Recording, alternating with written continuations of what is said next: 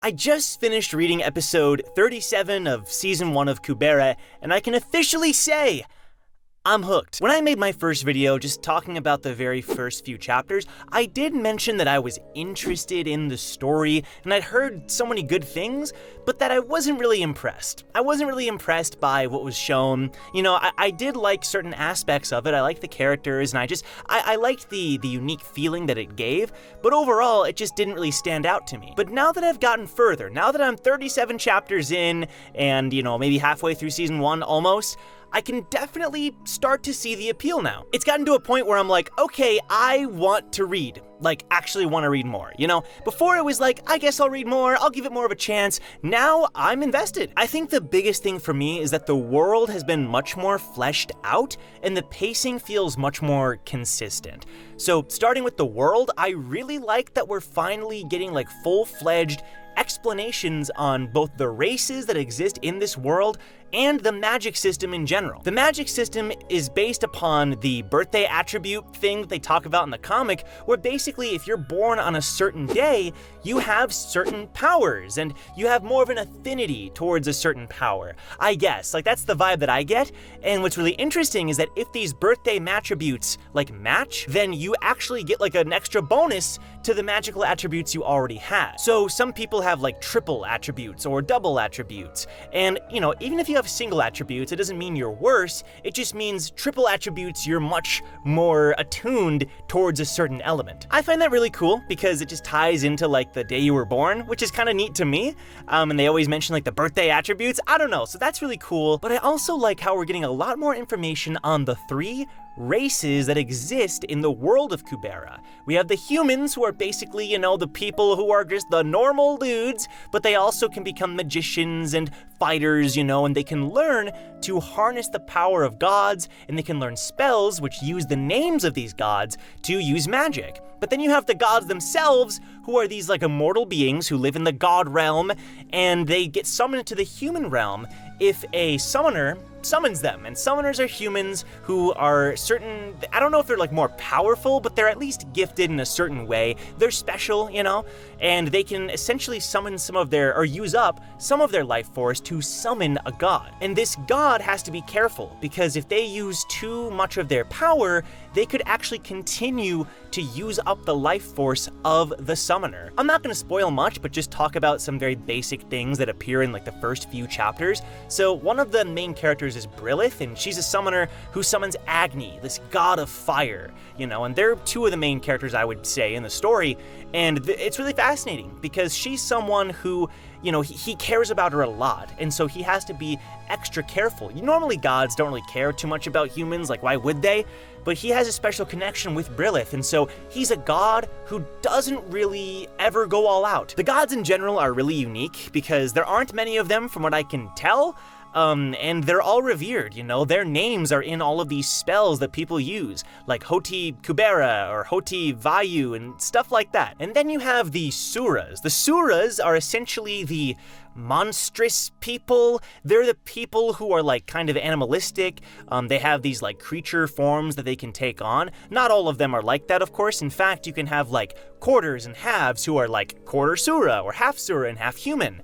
And they're really cool because they're feared by the human race and they're always at war with the gods. But at the same time, a lot of this story is from the perspective of these suras. One of the main antagonistic forces is Gandharva, and he is a sura, and getting to see a lot of his perspective. When he was first introduced, I thought he was just gonna be this like, you know, oh, the big bad, and okay, well, I guess I'll see you 100 chapters from now. But instead, a lot of this story is told from his perspective. And so you get to see what the suras have to go through. You also have Maruna, who's another sura who kind of was trained by Gandharva, except at the moment he has more power than Gandharva, maybe? I don't know. Again, a lot of this stuff I'm still learning, but there's something interesting going on there where Gandharva doesn't have all of his old power, and so Maruna's there.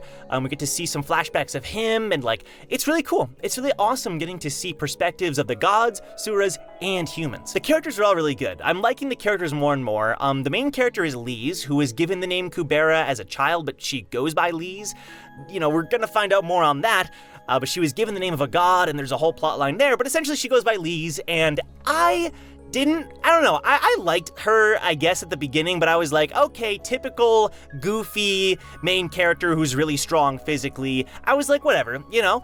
But as time goes on, we're getting a lot of very interesting sort of character development from her corner, and we're getting to see a lot of the things that drive her, the things that make her, weak, and the things that make her human? It's hard to explain, but we get a lot of inner dialogue with Lise and how she's afraid of losing Asha, who's another main character, the only person that she's really attached to at this current moment. And she's afraid if she says something wrong or asks too many questions, she's going to lose the one person that is standing at her side. And this one person already has so many amazing and incredible friends. I really like Asha. We get to see some flashback chapters of Asha, which are really well done.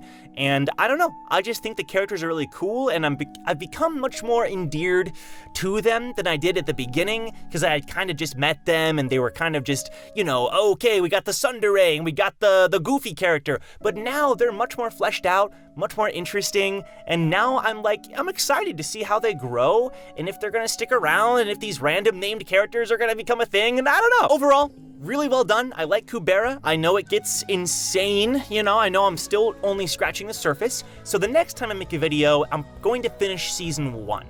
My goal is to completely finish season 1, and then I can cover season 1 in one big review. But okay, let's talk about a few spoilers. If you're worried that you don't want to hear too much, click away. There's not going to be that much, just some basic stuff, but spoiler time.